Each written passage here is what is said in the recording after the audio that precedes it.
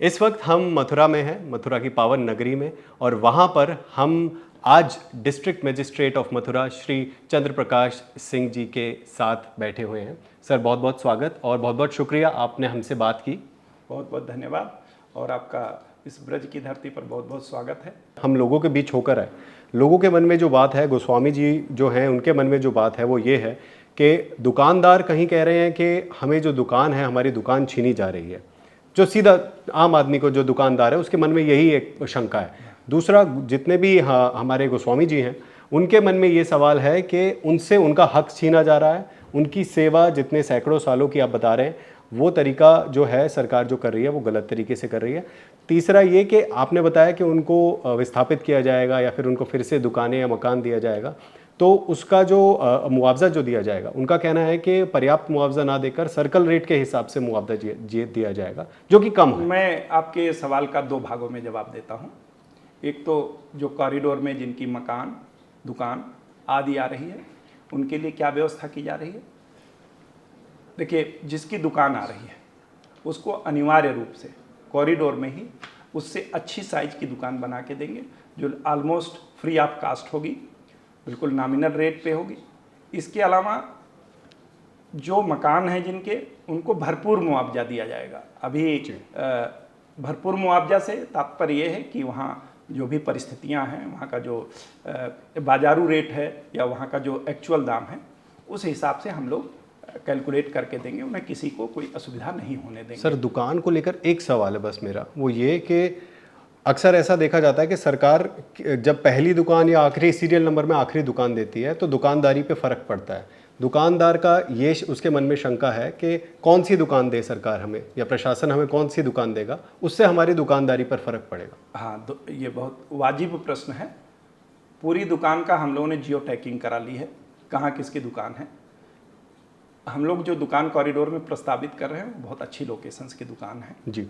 और जिस दिन हम उनकी ज़मीन उनसे लेंगे उसी दिन हम उनको ये लिख करके भी दे देंगे कि आपको दुकान दी जाएगी। जी। जो दुकान आवंटन की कमेटी होगी उसमें हम उनको शामिल करेंगे, उनके भी प्रतिनिधि रहेंगे, गोस्वामी बंधु रहेंगे, और जो दुकानदार हैं, व्यापार मंडल के प्रतिनिधि हैं, उनको भी हम उसमें शामिल करेंगे।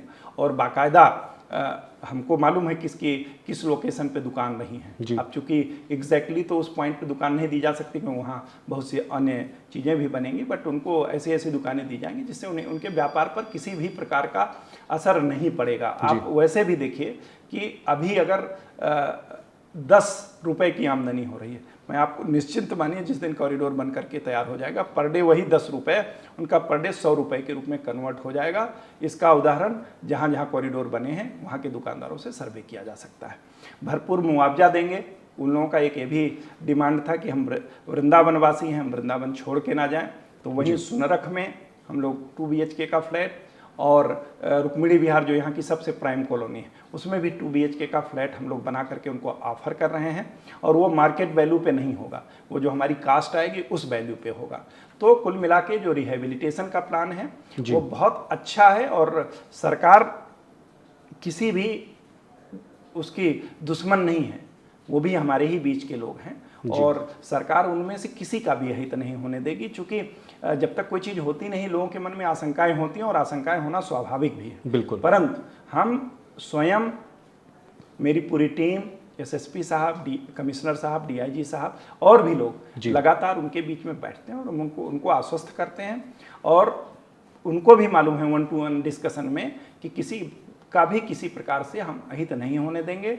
दुकान के बदले दुकान देंगे, भरपूर मुआवजा भी देंगे, और उनको रिहाइश के लिए सुनरख में और रुक्मिणी विहार में वैकल्पिक फ्लैट भी हम ऑफर कर रहे हैं। सर, ये जो अंतराल रहेगा जब आप किसी से दुकान लेंगे या किसी का मकान लेंगे और जब आप नया मकान देंगे, उसके बीच का जो समय होगा उसमें वो लोग क्या काम करेंगे या कहाँ रहेंगे? वो हम लोग वहाँ वैकल्पिक जगह ढूंढ रहे हैं कि टेम्परेरी रूप से उनको वहाँ स्पेस दिया जाए। चूँकि जहाँ कॉरिडोर बनेगा वहाँ तो संभव नहीं है, वहाँ तोड़ होगी, वहाँ निर्माण होगा।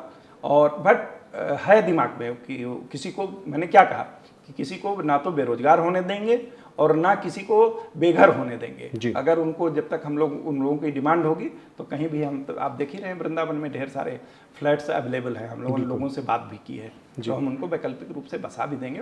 है तो हमारा ही परिवार ना, वो किसी और का परिवार तो है नहीं जी। भले ही वो वृंदावन में रहते हैं, मैं जिलाधिकारी हूँ, लेकिन वहाँ का हर नागरिक मेरा अपना स्वयं का परिवार है, किसी को किसी प्रकार की असुविधा नहीं होने देंगे। सर, ये जो नया कॉरिडोर बनेगा, आप बता रहे हैं कि काफ़ी विशाल होगा, लोगों के नए जो जितने भी लोग अपने धार्मिक आस्था को लेकर जो बिहारी जी के यहाँ या फिर वृंदावन में आते हैं, उनके लिए काफ़ी समय तक यहाँ पर जो कितने भी तादाद में लोग आ जाएं वो आ सकते हैं। ऐसा क्या नंबर आप कुछ बता सकते हैं कि कितने लोग आ पाएंगे उस जगह, क्योंकि अभी हम देखते हैं तो बड़ी छोटी छोटी गलियाँ हैं। देखिए, 2-3 चीज़ें हैं। जो पूरा पैकेज है, एक NH-44 को यमुना एक्सप्रेस वे से जोड़ने का 6 लेन हाईवे, जो श्री बांके बिहारी जी के सामने से जिसका पुल गुजरेगा, वो ऑलरेडी भारत सरकार ने सैंक्शन कर दिया है जी। NHI मिनिस्ट्री ने सैंक्शन कर दिया 1800 करोड़ रुपए का जी। उस पर भी शीघ्र कार्य प्रारंभ होने जा रहा है। यमुना जी के उस पार यानी पूर्वी तट पे जो हमारा ईडा है, वो 12 हेक्टेयर में पार्किंग बना रहा है और वहीं करीब 35,000 लोगों के बैठने के लिए यात्री सुविधा का भी विकास कर रहा है। और वहाँ से हम लोग सिग्नेचर ब्रिज बना करके बांके बिहारी जी के कॉरिडोर को जोड़ेंगे और वो सिग्नेचर ब्रिज भी बिल्कुल ग्रीन ब्रिज होगा, जिसमें वेहिकुलर मूवमेंट प्रतिबंधित होगा जी। साथ में हम लोग वहाँ एक रोपवे भी प्लान कर रहे हैं, ताकि जो वृद्ध हैं या इस तरीके के लोग हैं तो वो भी इधर आराम से आ जाए। तो जब कॉरिडोर से उसका इंटीग्रेशन हो जाएगा तो लगभग जो केवल डेली आने जाने वाले लोग हैं, केवल दर्शन, सवेरे दर्शन करने आना है और शाम को लौट जाना है, उनको एक वैकल्पिक मार्ग हो जाएगा। जी। वृंदावन की तरफ से लगभग 60 से 70, मथुरा की तरफ से 60 से 70% लोग का आवागमन होगा। उनके लिए जो रास्ते हैं उनको हम और चौड़ा करेंगे, जगह जगह पार्किंग की भी व्यवस्था कर रहे हैं। अभी विदिन 2-3 मंथ्स जी। एक 4 lane highway Yamuna express way से पानी गांव तक बन रहा है। यमुना पे पुल बन गया है जी। उसके अप्रोच रोड बन रही है, आपने आए होंगे दिल्ली से तो आपने देखा भी जी, होगा। बिल्कुल। इसके अलावा जो हमारा टूरिस्ट फैसिलिटेशन सेंटर है वृंदावन में, जी। उसका उसका भी हम लोग विकास कर रहे हैं। वहाँ भी एक हम लोग ब्रिज बना करके जो मथुरा के यात्री हैं उधर पूरा डाइवर्ट कर देंगे, ताकि जो टी पॉइंट पे जाम लगता है वो भी बंद हो जाएगा। जो हमारा ये पूरा छटिकरा मार्ग है जी। उसको माननीय मुख्यमंत्री जी ने अपनी CM ग्रेड योजना के तहत सैंक्शन कर दिया। उसका भी ब्यूटिफिकेशन हो रहा है और उसमें भी हम लोग सुविधाएं उपलब्ध करा रहे हैं। जी। देखिए, जो कॉरिडोर बन रहा है वो एकदम, जितने भी हमारे कॉरिडोर बने हैं, चाहे आपका विंध्यवासिनी जी का कॉरिडोर हो या श्री काशी विश्वनाथ धाम जी का कॉरिडोर हो या अयोध्या जी का कॉरिडोर हो, उनको उनकी अच्छाइयों को समाहित करते हुए और भी क्या चीज़ें फ्यूचर को हम लोग प्रेडिक्ट कर सकते हैं, वो सारी चीज़ें एडाप्ट कर रहे हैं। और देखिए, बात ये आई थी कि जो गोस्वामी लोग हैं वो सेवा कहाँ से करेंगे जी। वो मंदिर से कैसे आएंगे, उनका अब जो पूजा पाठ की पद्धति है, आएंगे तो अपवित्र हो जाएंगे। उसी कॉरिडोर में 3 BHK का राजभोग गोस्वामी के लिए अलग, शयन भोग गोस्वामी के लिए अलग मकान बना करके व्यवस्था कर दी जा रही है, ताकि जिसकी पूजा हो वो उन्हीं में रह सके, वो उनका उतने दिन के लिए मालिक होगा। इसके अलावा उसी पूरी जो कॉरिडोर बन रहा है उसी में भंडारा आदि करने के लिए हम लोग 3 हॉल बना दे रहे हैं। पूरा इंटीग्रेटेड कंट्रोल कमांड सेंटर बनेगा। लगभग 10,000 लोग एक साथ उसमें बैठ सकें, इंतजार कर सकें, वो भी व्यवस्था की जा रही है। और जो भी आधुनिकतम टेक्निक्स हैं क्राउड कंट्रोल की, सिक्योरिटी की, वो सारा हम लोग उसमें इनकॉर्पोरेट कर रहे हैं। और लगातार उसमें हम लोग बैठक कर करके कि ये भी चीज़ होनी चाहिए, ये चीज़ भी इंक्लूड होनी चाहिए, चाहे वो सुरक्षा से संबंधित हो, पूजा पाठ से संबंधित हो, किसी को फूल माला प्रसाद या जो अन्य चीज़ें हैं जिसके लिए वो उसको चाहिए हो, वो हम लोग कॉरिडोर में कर रहे हैं। आपने दूसरे पार्ट का जवाब मैं दे देता हूँ। न्यास को लेकर के गोस्वामी जी लोग नाराज हैं। उनको ये लग रहा है कि सरकार मंदिर का अधिग्रहण कर रही है और मंदिर का सरकारीकरण कर रही है। 2 चीज़ें हैं। न्यास की ज़रूरत पड़ी क्यों?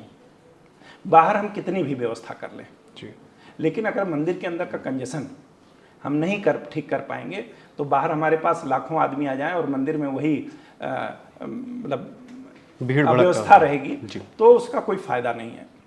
और आप आज की डेट में अगर आप मंदिर के अंदर घुस जाते हैं तो बिल्कुल लिटरली लोग गाली देते हुए निकलते हैं कि सरकार कुछ नहीं कर रही, सरकार कुछ नहीं कर रही। और आपने स्वयं भी देखा होगा।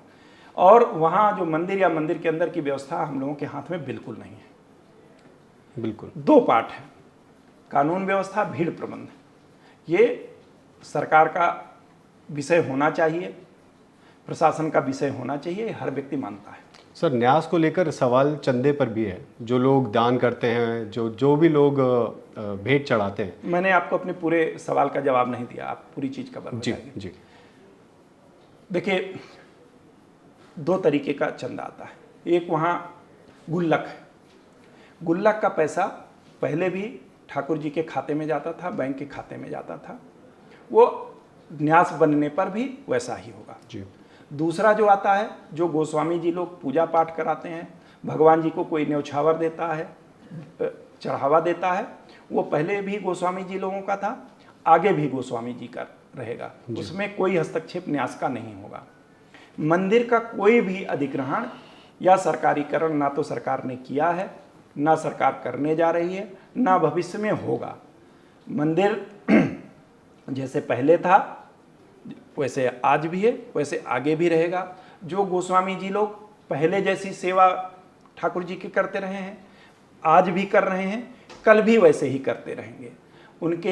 उनको जो दक्षिणा के रूप में, भेंट के रूप में, चढ़ावे के रूप में जो धनराशि पहले प्राप्त होती रही है, आज भी प्राप्त होती रहेगी, आगे भी प्राप्त होती रहेगी। उसमें सरकार को कोई किसी प्रकार का हस्तक्षेप नहीं होगा। ये मैं पहले भी कई बार स्पष्ट कर चुका हूँ, सरकार भी कई बार स्पष्ट कर चुकी है। अगर न्यास के किसी भी बिंदु से उनको ऑब्जेक्शन है, हम लोग लगातार उनसे कह रहे हैं आप हमको दे दीजिए, लिख के दे दीजिए, हम आपको लिख करके ये जवाब दे देंगे कि मंदिर का कोई भी अधिग्रहण, मंदिर का कोई भी सरकारीकरण सरकार नहीं कर रही है। जनता की सुविधा के लिए, श्रद्धालुओं की सुविधा के लिए कॉरिडोर समय की मांग है, क्योंकि जिस तरीके की भीड़ और जिस तरीके की श्रद्धा ठाकुर जी में लोगों की बढ़ रही है, आप दिल्ली में देखिए, नोएडा, गाजियाबाद, फरीदाबाद, गुड़गांव, आगरा, अलीगढ़, बिल्कुल गाजियाबाद, ये सब पूरा मथुरा के 100 किलोमीटर की परिधि में आते हैं। और इनमें लगभग 6 से 7 करोड़ की जनता जो बहुत ही श्रद्धालु है और जिसमें पेइंग कैपेसिटी है, वो यहाँ आती है। और वो मतलब ठाकुर जी की दर्शन करने तो आती ही आती है, लेकिन उसे मतलब इस भीड़ भाड़ में उसे सुविधा चाहिए। और वो समय की मांग है, वो केवल सरकार की ही जिम्मेदारी नहीं है, वो हम सभी गोस्वामी समाज की जिम्मेदारी है, सभी वृंदावन वासियों की जिम्मेदारी है कि जो हमारे यहाँ अतिथि आए, जो हमारे यहाँ श्रद्धालु आवे, उसको हम अच्छी से अच्छी सुविधा दें। वो यहाँ से आए, अपने जान माल और सामान की पूरी सुरक्षा के साथ अपने घर वापस जाए।